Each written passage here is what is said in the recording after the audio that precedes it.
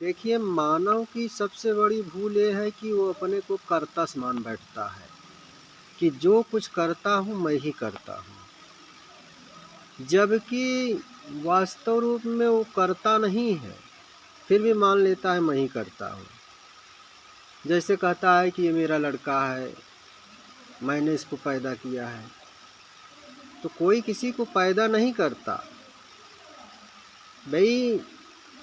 आपने गर्भ धारण नहीं किया, क्या माँ गर्भ धारण अपने से करती है कि कोई कराने वाला और है? गर्भ में बच्चा बढ़ता है, पलता है, क्या माँ का योगदान उसमें है? नहीं, कोई और शक्ति कराती है। तो इसी प्रकार से एक बार जो सृष्टि के रचयिता ब्रह्मा हैं, उनको भी मोह हो गया कि मैं ही सृष्टि की रचना करता हूँ, मैं ही।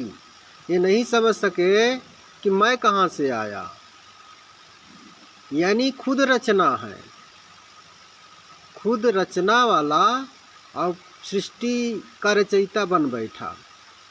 तो ऐसी बात नहीं है, ब्रह्मा खुद रचना करते हैं। तो ब्रह्मा जी को मोह हो गया कि मैंने ही इस सृष्टि की रचना की, मैं ही सर्वे सर्वा हूँ। तो उनके सामने एक बार जो प्रभु हैं ईश्वर, जासु अंश उपजहि गुण खानी, अगणित उमा रमा ब्रह्मानी, जिनके अंश मात्र से अनेकों उमा रमा ब्रह्मानी पैदा होते हैं।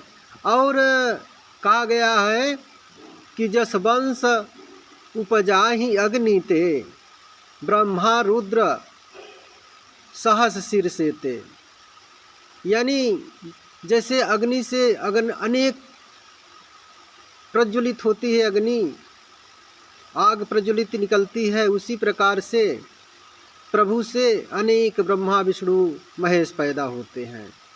तो जब ब्रह्मा को यह भ्रम हुआ कि मैं ही सब कुछ करता हूँ, तो जो परम शक्ति है उन्होंने एक गधे का रूप धारण करके, जिसके 3 मुंह थे, गधे का रूप धारण किया।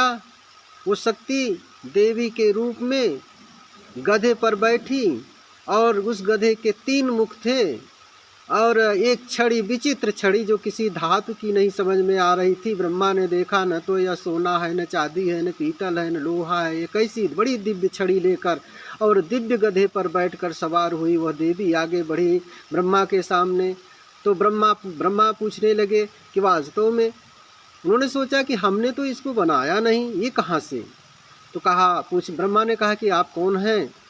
तो वो जो है देवी, गधे के सिर पर एक डंडा मारा उस छड़ी से, तो अनेकों ब्रह्मा उससे पैदा हो चले, निकलने लगे। जैसे चींटियां एक लाइन बना के निकालती है ना, उसी तरह से अनेकों ब्रह्मा निकलने लगे।